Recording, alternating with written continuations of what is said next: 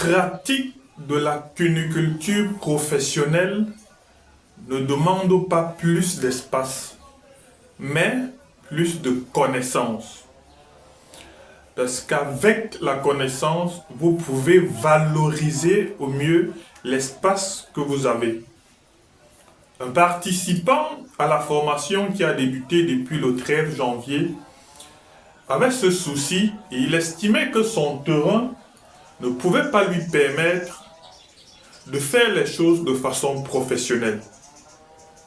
Nous avons fait un plan pour lui, l'esquisse d'un plan pour lui, et on va partager avec vous quelques éléments au regard de son espace qui vont vous permettre de comprendre une ou deux choses. Il a un terrain, ou alors il avait un terrain de 15 mètres de long et 4,5 mètres de large. Je vais prendre juste les dimensions internes du bâtiment, donc je vais travailler avec 14 mètres de long et 4 mètres de large. Vous allez voir le nombre de clapiers reproducteurs qu'on peut installer ici. Alors le nombre de reproducteurs qu'on peut installer sur cet espace, le nombre de lapins en pré-cheptel et le nombre de places qu'on peut avoir en encaissement jusqu'à l'objectif même de production qu'on peut se faire sur cet espace. Comme je l'ai dit, il a 14 mètres de long. On prend 14 mètres de long, on va laisser 1 mètre. Et lorsqu'on prend 14 mètres de long, j'ai cette circonférence, donc j'ai ma largeur qui débute là. Je vais prendre dans un premier temps 1 mètre. Ça c'est le mur de l'entrée, ça c'est le début de l'élevage. Ces 1 mètre vont constituer en fait ce que je vais appeler le sas sanitaire. Donc vous voyez que même si mon espace est réduit, je m'oblige à le faire. On connaît tous l'importance du sas. C'est dans ce sas, j'aurai ma pédulure que je peux placer là. Je peux la placer à l'extérieur pour qu'avant d'entrer, vous plongez les pieds. Là, je peux avoir une sorte de magasin.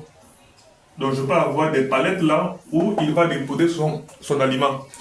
Nous sommes sur 1 mètre. Il peut avoir ces petits étagères où il va ranger ses tenues de travail, ses produits pour se désinfecter et même ses produits vétérinaires. Il a tout cet espace pour ça.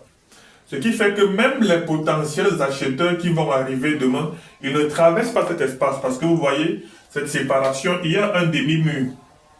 Ça peut être même des contreplaqués si vous voulez. C'est-à-dire vous pouvez clouer quelques planches là, vous mettez un contreplaqué et demi pour que celui qui est là puisse voir votre élevage sans entrer. Mesure de sécurité. Donc tout se passe dans le sas. Même l'acheteur, quand il arrive, il va se tenir dehors. Au pire des cas, il entre dans le sas. Premier problème résolu.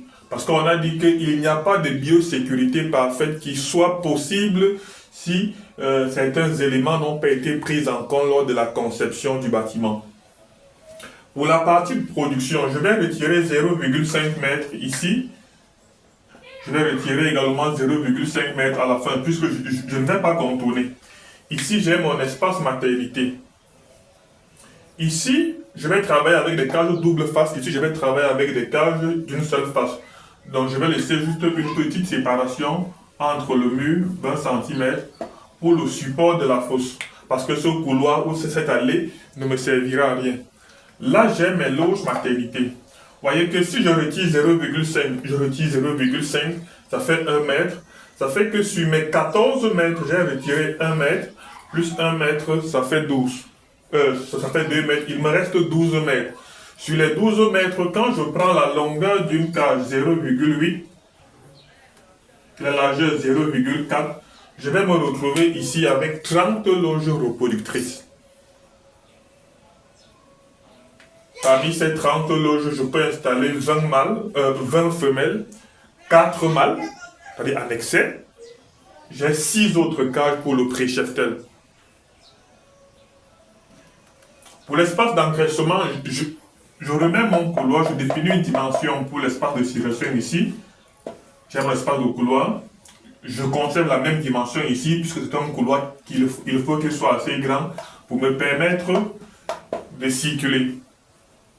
Ici, je reste pratiquement avec 1,3 mètres. Je divise par 2. Ici, je vais adapter les loges d'engraissement en fonction de mon espace. Bon, je ne vous donne pas plus de détails parce que ce n'est pas votre projet, c'est le projet de quelqu'un. C'est juste pour qu'on comprenne ce qu'on peut faire sur cet espace.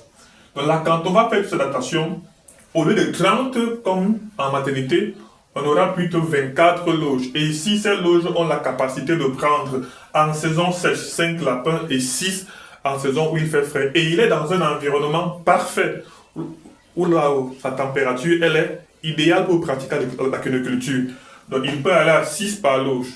Mais je vais prendre 5. Vous voyez que si on prend 5 multiplié par 24, j'ai 120 lapins en engraissement ici.